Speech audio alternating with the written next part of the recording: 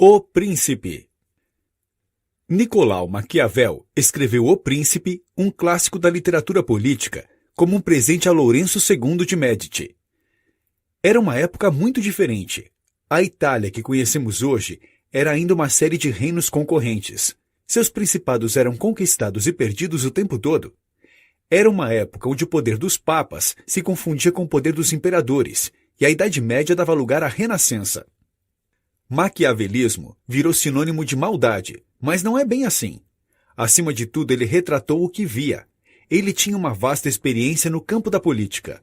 Atuou como diplomata nas cortes europeias por décadas e testemunhou a queda e ascensão das realezas. Estes anos na corte formaram uma visão pessimista do ser humano. Ele acreditava que as pessoas são ingratas, mentirosas, covardes e gananciosas. Como governar sabendo disso? Os livros de história e sua carreira lhe ensinaram que não podemos confiar em ninguém. Aquele que você ajudou ontem pode te trair amanhã. Para ele, quem tentar ser bom com todos o tempo todo, naturalmente acabará na ruína, pois terminará sendo passado para trás pelas outras pessoas que não são boas. O objetivo deste livro é ser um manual que ajudasse o príncipe a conquistar e manter o poder mediante em um mundo cruel. Ele traz uma série de conselhos, sugestões e exemplos históricos. Desde 1513, quando o livro foi escrito, muita coisa mudou. Os principados deram lugar a estados nacionais. O feudalismo virou capitalismo. O absolutismo deu lugar a repúblicas. O poder do Papa diminuiu e a democracia aumentou. Mas uma coisa não mudou: o espírito humano. Muitas das ideias deste microbook podem facilmente ser levadas para a atualidade e vistas na política e no mundo dos negócios atuais. Venha com a equipe do 12 Minutos despertar o príncipe que existe dentro de você. Virtude e fortuna. O primeiro conceito importante que Maquiavel nos entrega é que o destino é guiado pela fortuna e pela virtude. Estas palavras têm, nesta obra, um sentido um pouco diferente do que estamos acostumados. Fortuna seria tudo aquilo que acontece que você não tem nenhum controle. Os golpes de sorte e de azar, também chamados de atos de Deus. Virtude, por sua vez, é aquilo que você planeja e faz ativamente. Um dos principais problemas dos príncipes, segundo o autor, é confiar demais na fortuna e não se preparar para ativamente expandir ou manter o seu reinado. É o que chamamos hoje de comodismo. Se você chega ao poder pelo caminho da virtude, tem uma base forte e sabe o que precisa fazer para continuar lá. Por outro lado, se o seu principado é fruto de um golpe de sorte, seu trono logo será conquistado por aqueles que ativamente querem tomá-lo. Maquiavel afirma ainda que quanto mais a sorte influenciou na chegada ao poder de um príncipe, mais esforços serão necessários para mantê-lo. O segredo do caminho da fortuna é saber reter os golpes de sorte e lidar com os golpes de azar. Mais importante ainda é ser proativo o bastante e não deixar as coisas ao gosto do acaso. A primeira lição que um príncipe deve aprender é não depender da sorte. Os novos principados. Maquiavel descreve dois tipos de principados, os hereditários e os novos. Os hereditários costumam ter menos problemas. Nestes casos, basta não desprezar os costumes dos antepassados e saber lidar com os acasos. Um príncipe hereditário não precisa de grandes capacidades estratégicas e se manterá no poder. Só algo extraordinário, como um forte usurpador, pode lhe tirar o trono. Os maiores problemas estão com os novos principados, aqueles que acabaram de ser conquistados.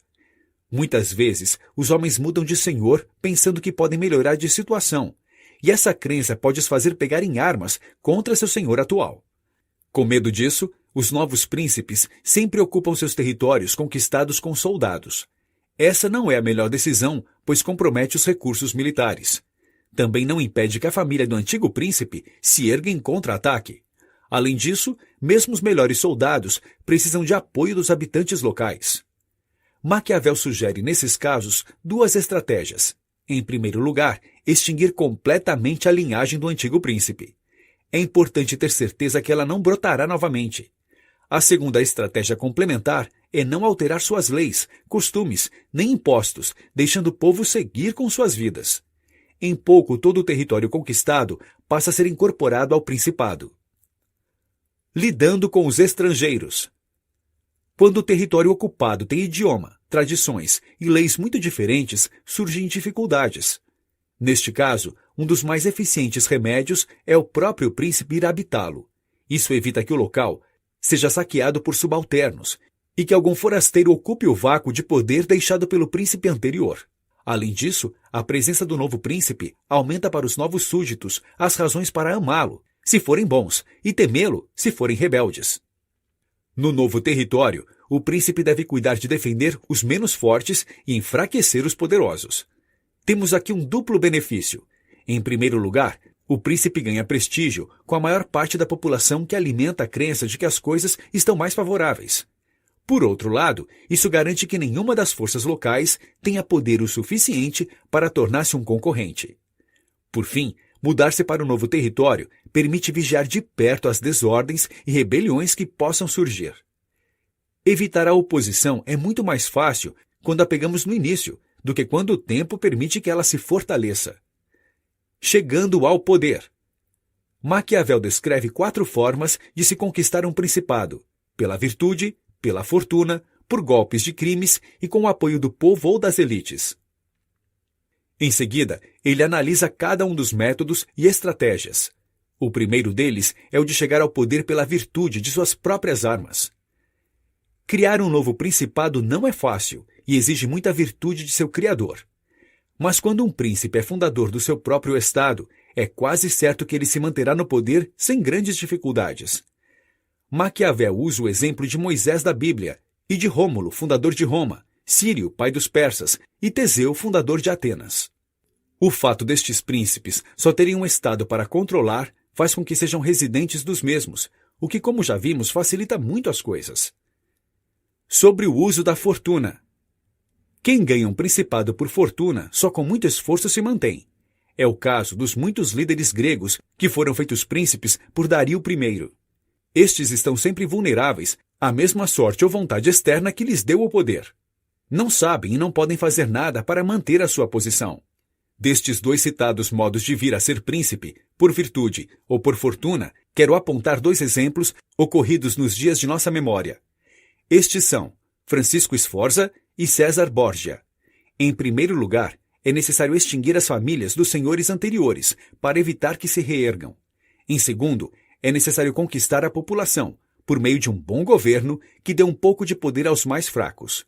Em terceiro, deve-se conquistar o máximo de poder para que quando o príncipe que lhe concedeu o estado for derrubado ou morrer, você consiga se manter intacto. Chegando ao poder por meio de crimes. Em vez de criar um estado, alguns príncipes chegam ao poder por meio de golpes e ações criminosas dentro de sua própria pátria. Maquiavel usa o exemplo de Agatocles, que ganhou o Principado de Sicília matando seus senadores e homens ricos, e Alexandre VI, que matou e traiu sua própria família. Nesses casos, a violência deve ser rápida e pontual, de modo a não precisar renová-la a cada dia. Além disso, é necessário conquistar os súditos com benefícios vindos desta violência. Os crimes devem ser feitos de uma vez, para que ofendam menos, e os benefícios devem ser feitos aos poucos, para que sejam melhor apreciados. Chegando ao poder pelo prestígio. Em todas as cidades, existem 2 tendências diversas: o povo que não quer ser mandado, nem oprimido pelos poderosos, e estes desejam governar e oprimir o povo. Destes 2 anseios diversos, um príncipe pode ganhar poder. Maquiavel sugere que entre estes 2, o príncipe prefira o apoio do povo. Em primeiro lugar, ele entende que os anseios do povo são mais legítimos que o dos poderosos. Os poderosos querem oprimir mais, enquanto a população só não quer ser oprimida. Mas há razões práticas também. A elite é difícil de manobrar, enquanto o povo está acostumado a obedecer. É ainda mais fácil se proteger da inimizade dos grandes porque são poucos e concorrem entre si do que do povo, que são muitos e estão em toda parte. Por fim, as elites estão sempre mudando ao passo que o povo é sempre o mesmo povo. Seja quem for que o colocar no poder, um príncipe deve sempre prezar a amizade do povo. Não apenas isso, mas deve pensar sempre em fazer com que seus cidadãos sempre tenham necessidade do Estado e dele mesmo. Para ilustrar este tipo de principado, Maquiavel escolheu o exemplo de Nabis, líder dos espartanos. que com o apoio do povo suportou o assédio de toda a Grécia e do exército romano. Milícias e soldados mercenários. Maquiavel também trata dos meios ofensivos e defensivos que os principados se fazem valer. Estas armas podem ser suas próprias, auxiliares ou mercenárias. É um grande perigo que a segurança do seu principado dependa de forças auxiliares ou mercenárias. Mercenários são, por sua própria natureza, ambiciosos, indisciplinados e infiéis. Assim como foram contratadas a você, podem ser contratadas por seus inimigos. As tropas auxiliares são igualmente perigosas, pois também servem interesses diferentes dos seus. No caso de uma vitória, sempre se sai devedor cativo dos principados auxiliares. Um príncipe prudente deve sempre evitar essas alternativas e lutar com suas próprias forças. É melhor perder com suas próprias armas do que vencer com as dos outros, pois, na verdade, neste caso, não é você que está vencendo. Para Maquiavel, a ruína do Império Romano teve início quando começaram a pedir ajuda aos godos. Entre depender de boas armas e bons amigos, é melhor escolher as armas. Sempre que se tem boas armas, os amigos aparecem. Sem ter armas próprias, nenhum principado está seguro. A arte da guerra. Um príncipe não deve ter nenhum objetivo senão a guerra, sua preparação e disciplina. Essa virtude é o que mantém aqueles que nasceram príncipes e é a que torna homens comuns ao principado. Negligenciar esta arte é o primeiro passo para ser conquistado e deposto. Quando um príncipe pensa mais nas delicadezas da corte do que nas armas, logo perde seu estado. Ciro conquistou o espólio dos Medas, quando eles se acostumaram com a paz, a ponto de se tornarem frouxos demais para a guerra. O príncipe pode se manter com o pensamento guerreiro de duas formas, pela ação ou pela mente. Pela ação, ele mantém suas tropas organizadas, exercitadas e disciplinadas. Ele sugere a caça e os exercícios de guerra, como uma forma dos soldados se acostumarem à fadiga e ao domínio do terreno. O príncipe deve também estar mentalmente pronto para a guerra, conhecendo as histórias e ações dos grandes homens, examinando as causas de suas vitórias e derrotas. Um príncipe inteligente nunca deve ficar ocioso em tempos de paz, mas sim com habilidade procurar sempre estar mais forte contra a adversidade. Desta forma, quando a fortuna virar, ele estará preparado. Sobre a fama e a infâmia. Além das preocupações externas, o príncipe deve estar sempre atento aos temores internos por parte dos súditos. Em geral, a situação interna estará segura se a externa for estabilizada. Mas mesmo nestes casos, deve-se estar atento a conspirações, e a única forma de garantir isso é evitando ser odiado ou desprezado e mantendo o povo satisfeito. Quanto mais proeminente for uma pessoa, mais alvo será de julgamentos.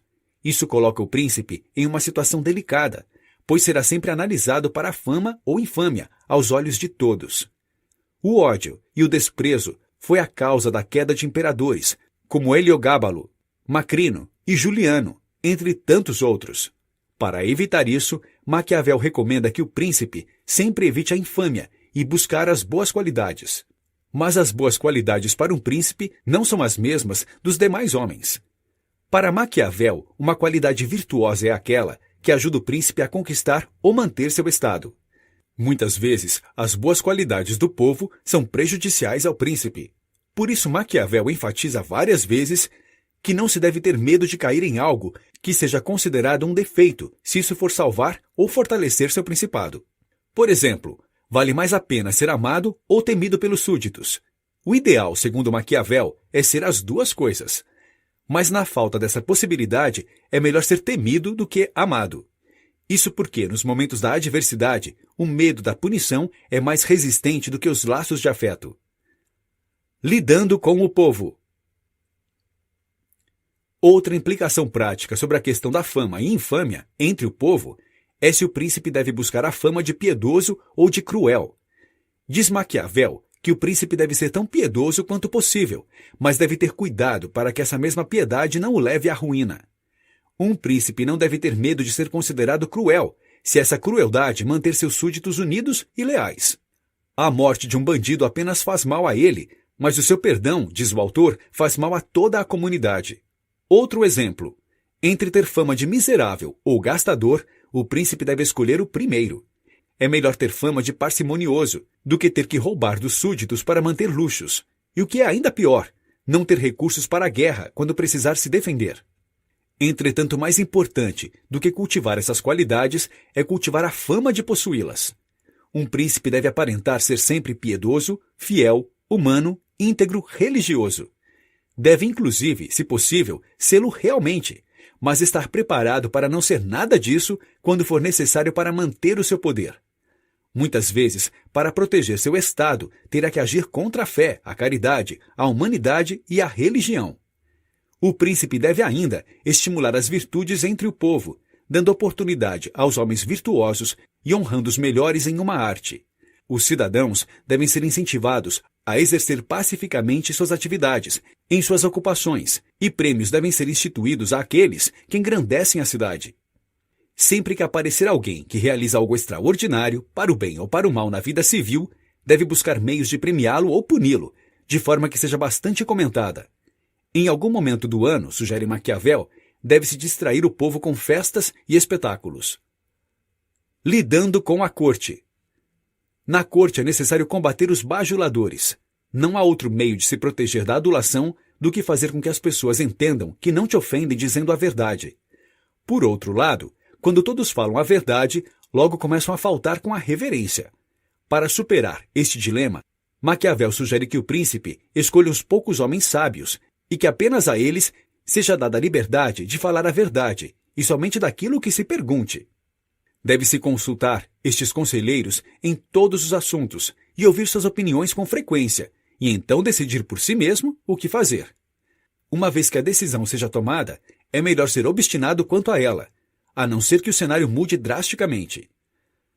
Quem procede de outra forma abre espaço a bajuladores e a mudança frequente de opinião frente à imensa variedade de pareceres possíveis em cada situação. O príncipe deve demonstrar aborrecimento quando notar que alguns destes conselheiros, por alguma razão, não lhe diz a verdade. Deve ainda deixar claro que conselhos são bem aceitos apenas quando ele solicitar e não quando desejarem. Por outro lado, ele deve solicitar essas opiniões com frequência, ser grande perguntador e paciente ouvinte das coisas perguntadas. A todos os demais, deve tolher o desejo de dar conselhos que não sejam solicitados. Na escolha destes conselheiros e de outros possíveis ministros e secretários, Maquiavel sugere os critérios duplos da capacidade e da fidelidade.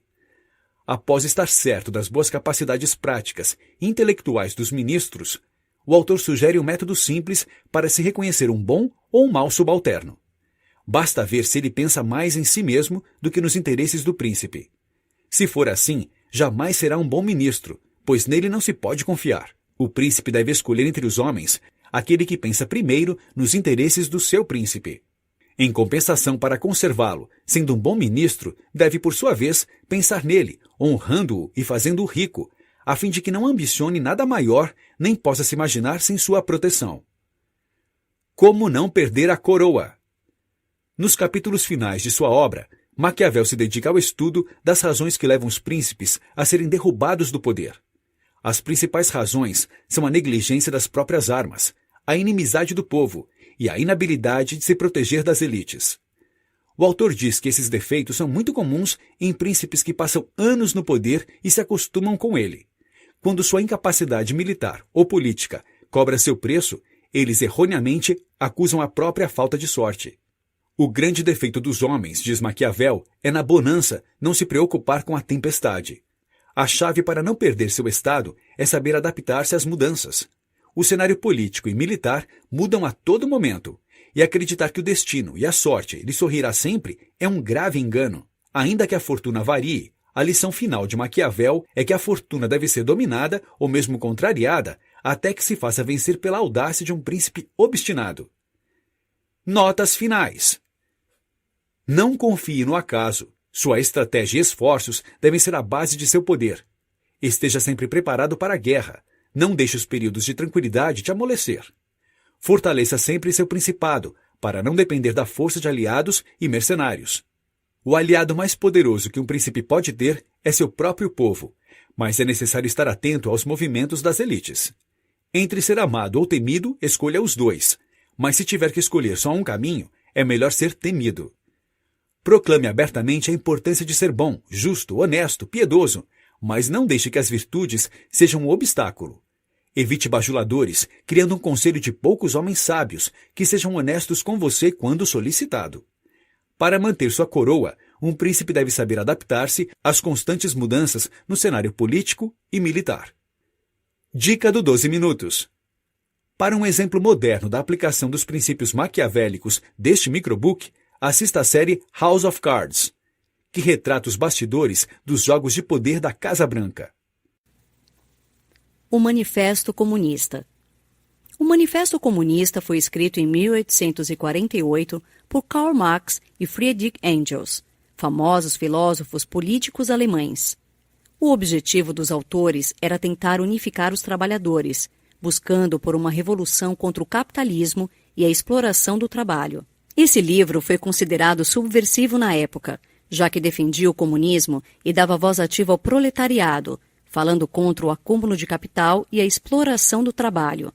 Apesar de antigo, o livro ainda é muito lido e é muito útil por apresentar contextos históricos relacionados à origem da burguesia, do capital e da desigualdade na sociedade. O poder econômico garante o poder político.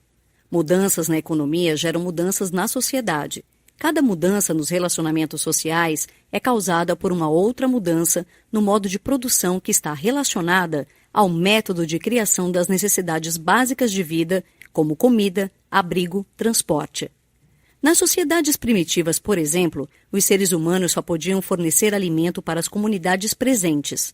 Por isso, as distinções de classes eram improváveis. As pessoas eram mais ou menos iguais. Mas com o surgimento da agricultura, surgiu uma maneira mais eficiente de produzir alimento.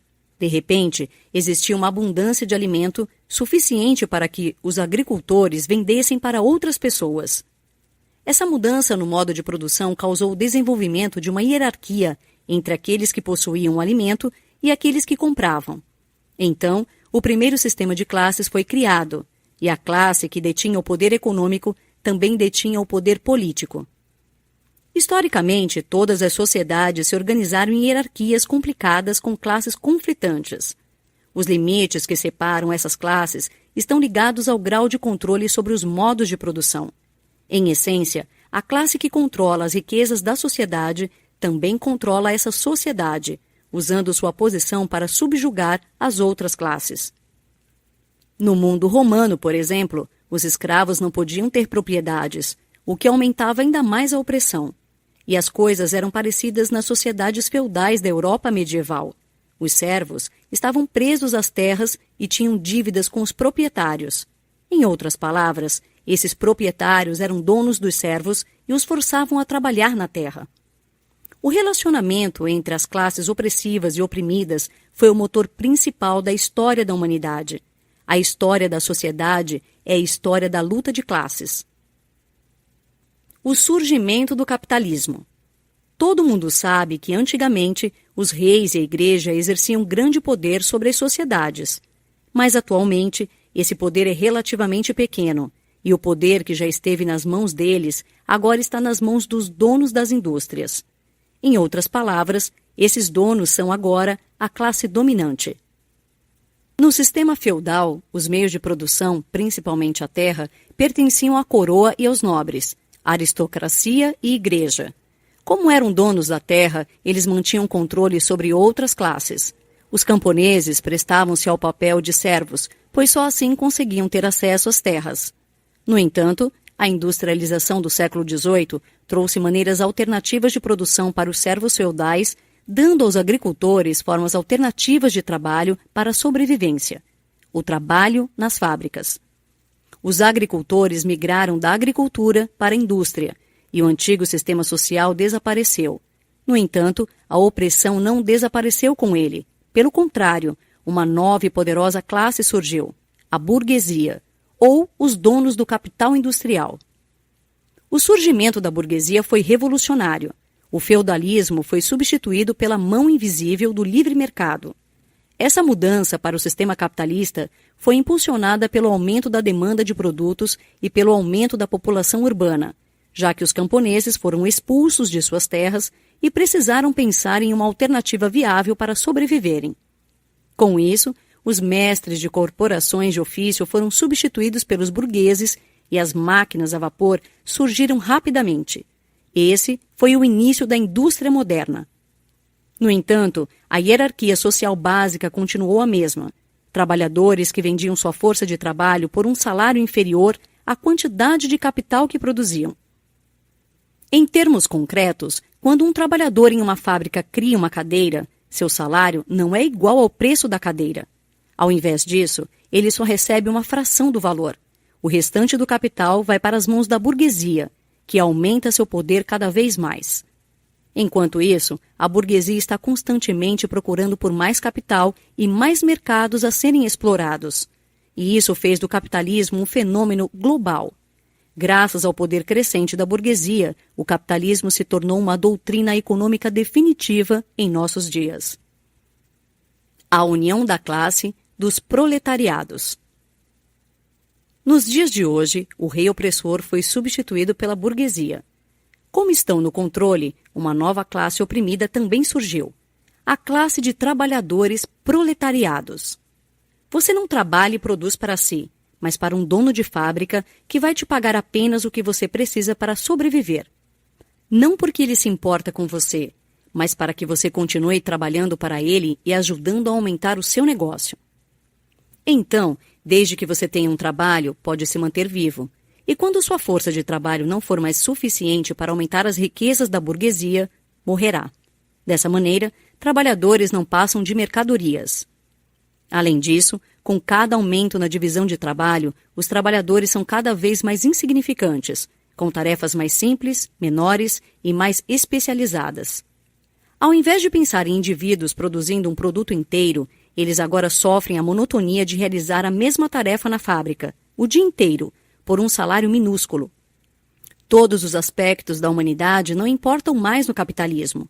Idade, gênero, desejos e aspirações perdem suas validades. Indivíduos são partes de uma máquina. Como resultado do aumento da escala de produção industrial, existem mais trabalhadores do que nunca. Além disso, os meios de comunicação cresceram com a aglomeração das cidades, e as diferenças entre esses trabalhadores desapareceram, já que não passam de commodity. Embora os trabalhadores sejam forçados a entrar em uma competição direta, um contra o outro em termos de força de trabalho e salário, eles perceberam que só poderiam desafiar o sistema da classe burguesa se unindo. O proletariado é uma força revolucionária, e os trabalhadores organizaram-se em sindicatos para defender a classe e para criar uma sociedade mais justa.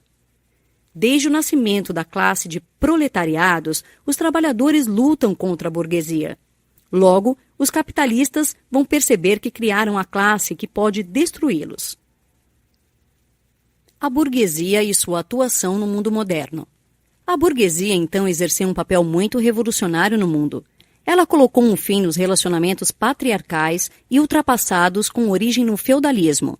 Eliminou os relacionamentos que prendiam as pessoas a seus superiores. E agora, todas as relações dos homens são caracterizadas por interesses egoístas.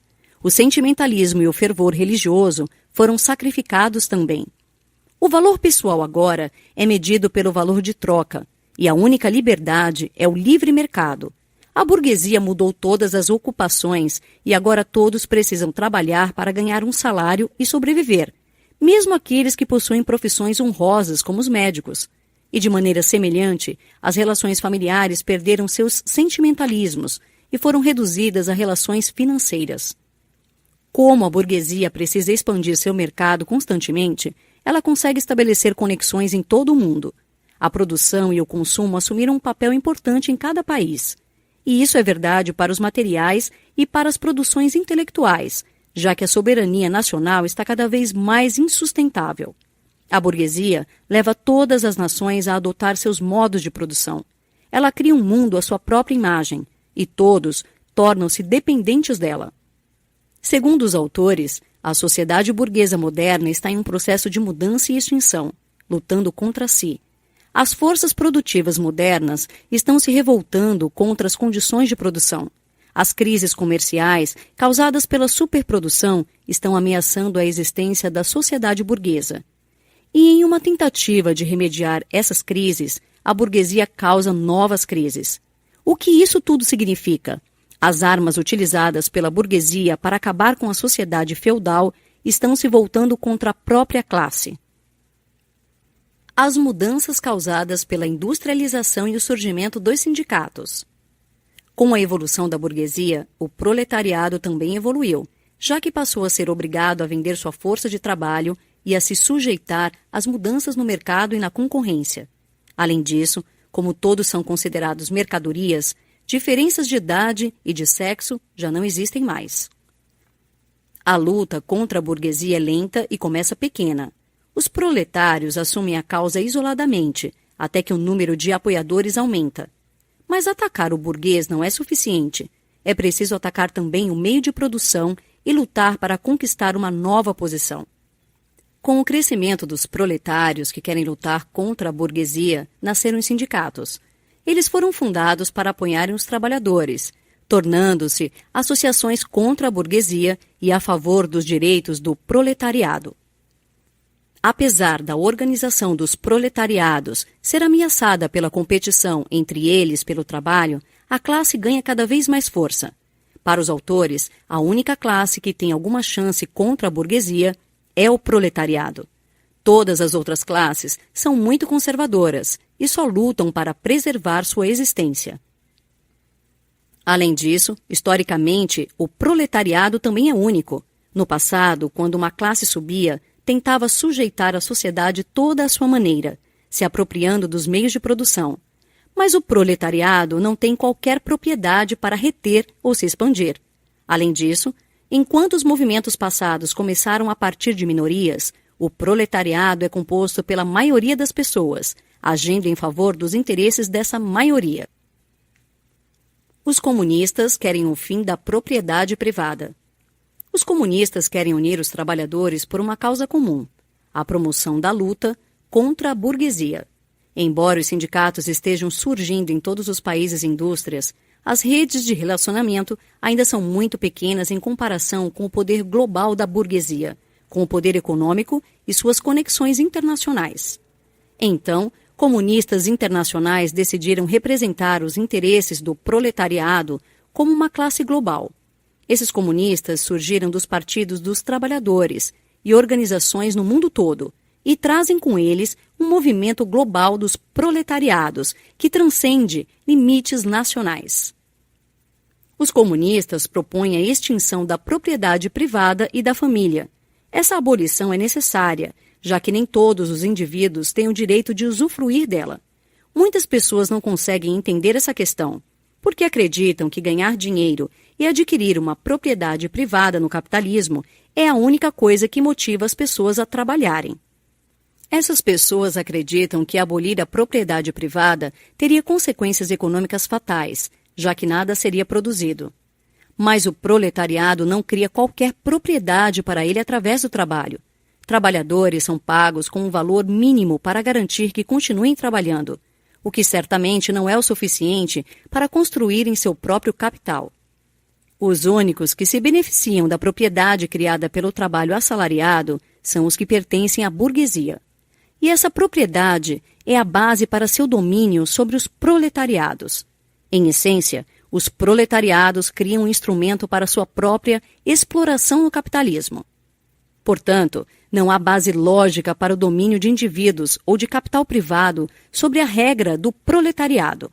A criação de capital exige uma sociedade inteira e deve ser mantida por todos. Por essa razão, os planos dos comunistas são imediatos e decisivos. Os proletariados unidos devem derrubar a burguesia e roubar o poder político para redistribuir a riqueza para todos na sociedade. As condições da sociedade comunista. Para o surgimento de uma sociedade comunista justa e reta, 10 condições precisam ser cumpridas.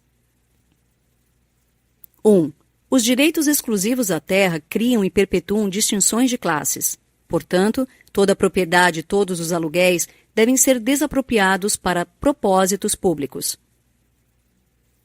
2. Para garantir que a riqueza não se acumule nem se concentre no topo, um imposto pesado e progressivo deve ser introduzido. 3. Heranças concentram as riquezas nas mãos de pessoas que já são prósperas e, por isso, consolidam as distinções de classes. Portanto, todos os direitos de heranças devem ser abolidos. 4. Os imigrantes não têm direito à propriedade em seus países de origem. Portanto, devemos confiscar essas propriedades, assim como as propriedades daqueles que tentam controlar o proletariado. 5. Instituições de crédito existem em virtude do capital e não produzem nada. Portanto, o Estado deve ter um monopólio sobre o crédito através de um banco nacional com o capital do Estado. 6. Liberdade de movimento é um direito de todos os cidadãos, e a sociedade deve ser responsável por isso. Portanto, a centralização do transporte deve estar nas mãos do Estado. 7. Muitas terras continuam sendo subutilizadas. Devemos estender os instrumentos de produção que agora são do Estado e os utiliza para cultivar as terras abandonadas e para melhorar o solo. 8. Como se sabe, muitos trabalham em benefício de poucos. Portanto, todo mundo deve trabalhar. Além disso, os exércitos industriais, especialmente para a agricultura, devem ser estabelecidos. 9. Deve-se promover a eliminação gradual das diferenças entre a cidade e o campo, fazendo uma distribuição igualitária da população. 10. Nossas vidas são determinadas em parte pela qualidade da nossa infância. Portanto, a educação será gratuita em escolas públicas, fábricas que utilizam trabalho infantil devem ser abolidas. Socialismo e comunismo crítico utópico. As pessoas que começaram o movimento comunista crítico utópico entendiam bem os conflitos existentes entre as classes e os fatores que poderiam acabar com o domínio da burguesia. Mas, apesar disso, não foram capazes de reconhecer nenhuma iniciativa histórica ou a capacidade de organização de um movimento por parte do proletariado. Como a classe operária é o elo mais fraco e que mais sofre, essas pessoas a defendem e também consideram a luta de classes primitiva, devendo ser superada. O objetivo principal é a busca por condições melhores para todas as classes, incluindo as mais altas. E com essa busca, deve-se afastar possibilidades de ações políticas revolucionárias, buscando os objetivos de forma pacífica e amigável. Pelo fato de buscar e pretender a eliminação do antagonismo entre as classes, fazemos a utilização da definição de utopia. Apesar dessa definição, com o aumento da luta de classes e da desigualdade, este movimento ganha mais importância na sociedade. As críticas ao comunismo. Obviamente, o plano radical das comunidades para a transformação da sociedade encontrou uma oposição muito forte. Mas para Marx e Engels, as críticas são hipócritas e inválidas. O comunismo foi acusado de trabalhar contra a família, mas segundo os autores, isso não é verdade. Eles exigem que as crianças sejam educadas publicamente, ao invés de serem educadas em suas casas, e por isso o comunismo é acusado de degradar os valores e laços das famílias tradicionais. Mas essa crítica é absurda. As famílias já foram arruinadas pelo capitalismo. Mães que trabalham 60 horas por semana e crianças escravizadas em fábricas e reduzidas a simples mercadorias. O comunismo só propõe que a educação seja livre, e livre da influência das classes dominantes. Outras pessoas podem acreditar que o comunismo tira a nacionalidade dos trabalhadores, mas a verdade é que os trabalhadores já não possuem nacionalidade. Trabalhadores não são representados pelos grandes valores e histórias atribuídas aos nacionalistas de suas nações. Ao invés disso, eles são representados por sua força de trabalho e posição como sujeitos oprimidos. Os comunistas não devem ser responsabilizados pelo que não fizeram. Embora o comunismo comece com um controle político a nível nacional, o objetivo dos comunistas é acabar com as fronteiras nacionais. Trabalhadores de todos os países estão cada vez mais parecidos através da padronização, do comércio internacional e de uma causa comum, que vai tornar o processo mais fácil. Além disso, algumas pessoas lamentam que o comunismo pretende destruir a religião. E essa crítica é verdade. Afinal de contas, o comunismo trabalha para substituir os padrões morais existentes, já que eles foram criados pelas relações de poder opressivas da nossa sociedade capitalista. Tradicionalmente, o principal propósito da religião é apoiar as classes dominantes. Na sociedade feudal, a religião apoiava o direito de governar do rei. No capitalismo, a Igreja se posiciona contra os movimentos socialistas e comunistas. O papel da Igreja, ao manter a hierarquia de classes, implica que a religião deve ser eliminada com o resto do mundo velho. Para os autores, as críticas enfrentadas pelo comunismo são fracas. Elas só demonstram que muitas pessoas ainda não entenderam as causas e demandas do movimento dos trabalhadores. Notas finais. O Manifesto Comunista passou a ser um famoso objeto de estudo sobre o assunto. As ideias contidas aqui buscam contrariar o acúmulo de capital através do compartilhamento e da busca pela igualdade. O livro tenta acabar com a miséria e com a exploração da mão de obra, promovendo a equidade social. Os autores estão convocando a união dos trabalhadores, prometendo liberdade e um mundo melhor. Dica do 12 minutos. Gostou da leitura? Você pode se interessar também pela obra Leviatã, de Thomas Hobbes, um clássico sobre a teoria política do mundo ocidental.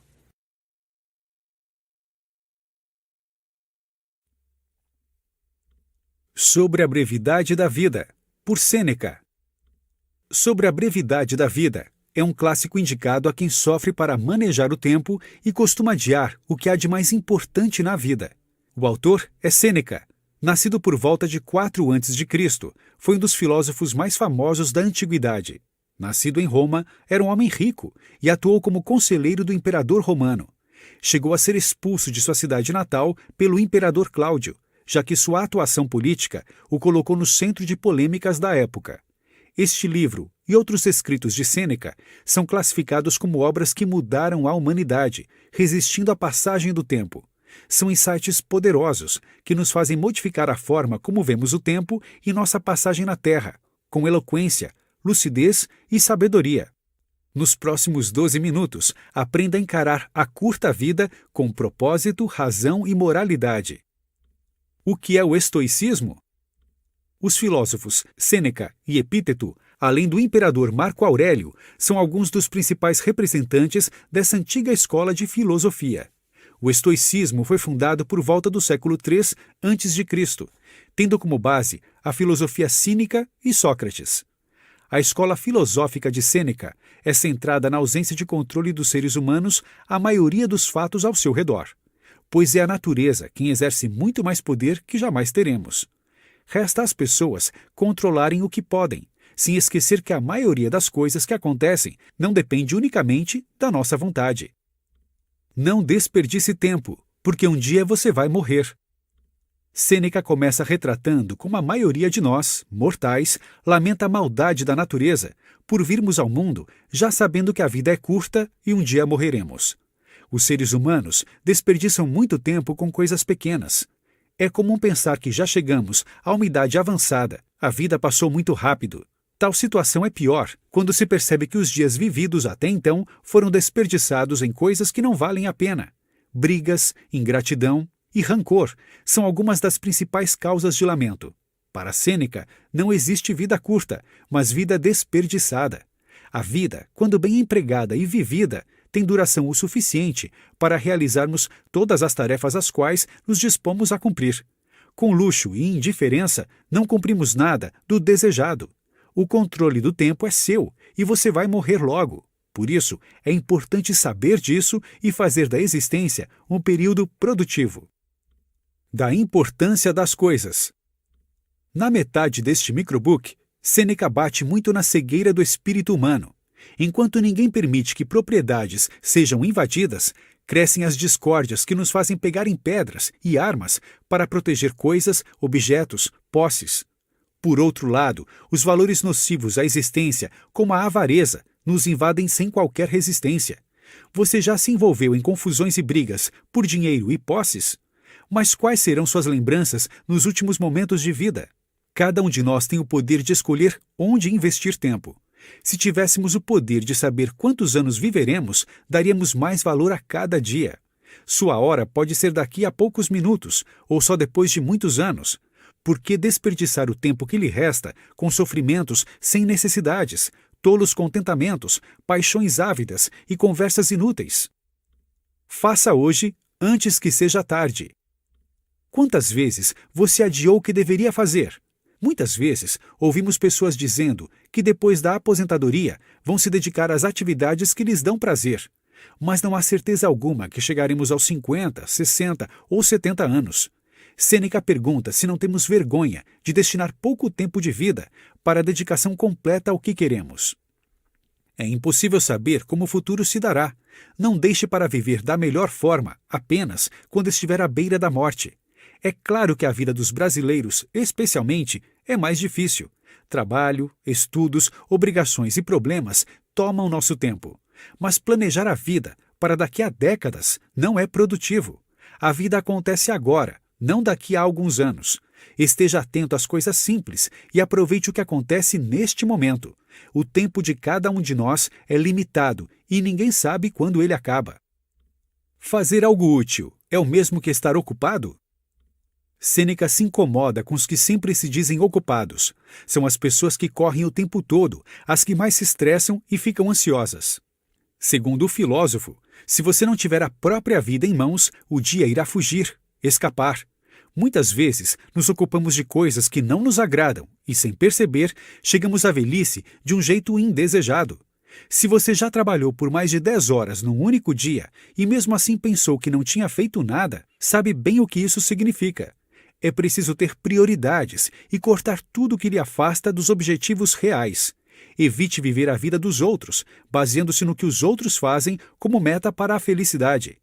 Cada vida é única e você deve escolher ser produtivo no lugar de estar ocupado. Por mais que tenha vivido e escrito seus ensinamentos há mais de 2000 anos, Sêneca se mostra atual e indispensável. Pois, como ele próprio diz, apressa-te a viver bem e pensa que cada dia é, por si só, uma vida. Notas finais. O hoje precisa ser valorizado, já que o amanhã pode nem chegar. Aliás, algum dia seremos privados de futuro.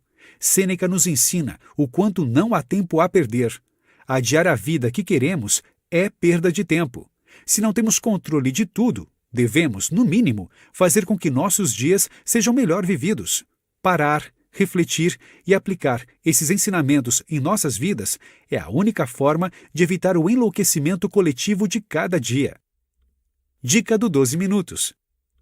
Depois desse aprendizado filosófico, dedique-se ao microbook A Quietude é a Chave. Nele, você terá uma aula aprofundada sobre o quanto o autoconhecimento, olhando para dentro de si próprio, é fundamental para a paz interior e o sucesso em todos os campos da vida.